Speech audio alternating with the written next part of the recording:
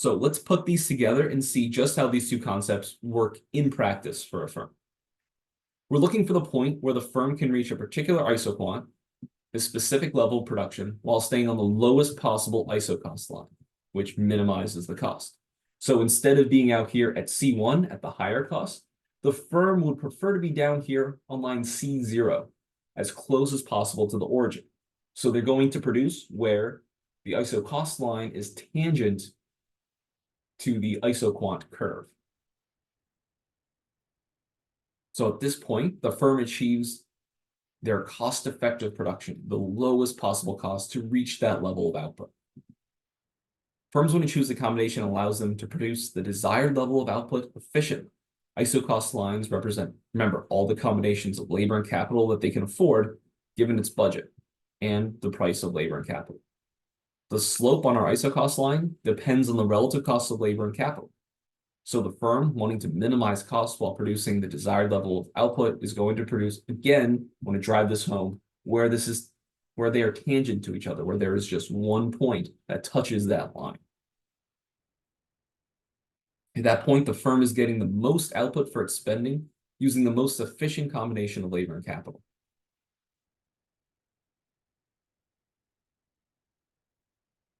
Okay, and your textbook talks about this a little bit. I don't want to go into too much detail on it, but the slope of the isoquant represents what they call the marginal rate of technical substitution.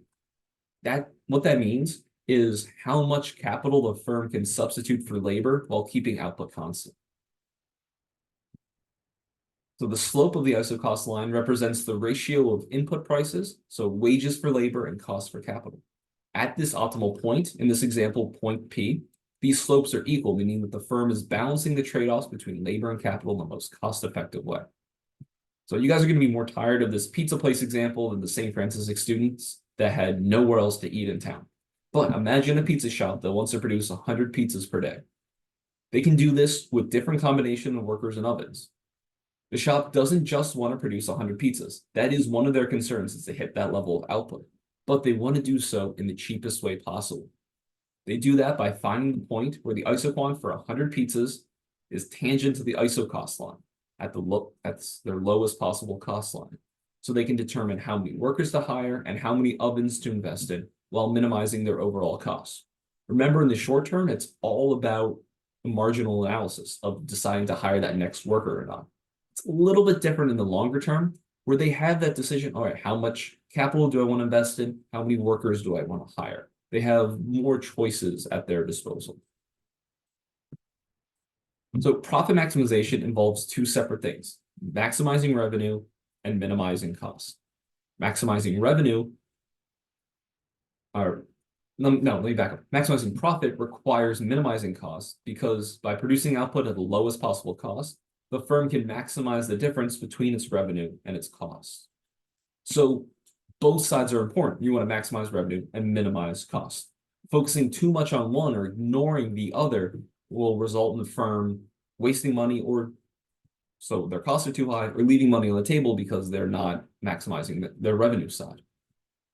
So firms have to carefully consider their costs. In the long run, this is both labor and capital.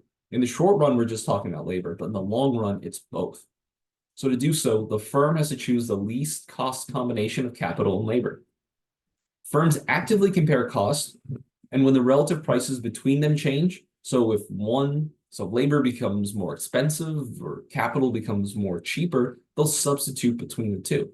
So if wages rise, the firm might buy more capital and rely less on labor. Graphically, the choice with the lowest cost is where the ISO cost line is tangent to the isoquant. At the least cost point, the rate at which the firm is willing to substitute labor for capital, the marginal rate of technical substitution, is exactly equal to the rate at which they can substitute labor for capital based on their budget. This balance is what ensures costs are minimized. You know what? It's already hitting at about 20 minutes, this lecture, so I think I'll stop here, and we will pick up the long run demand for labor in the next lecture video.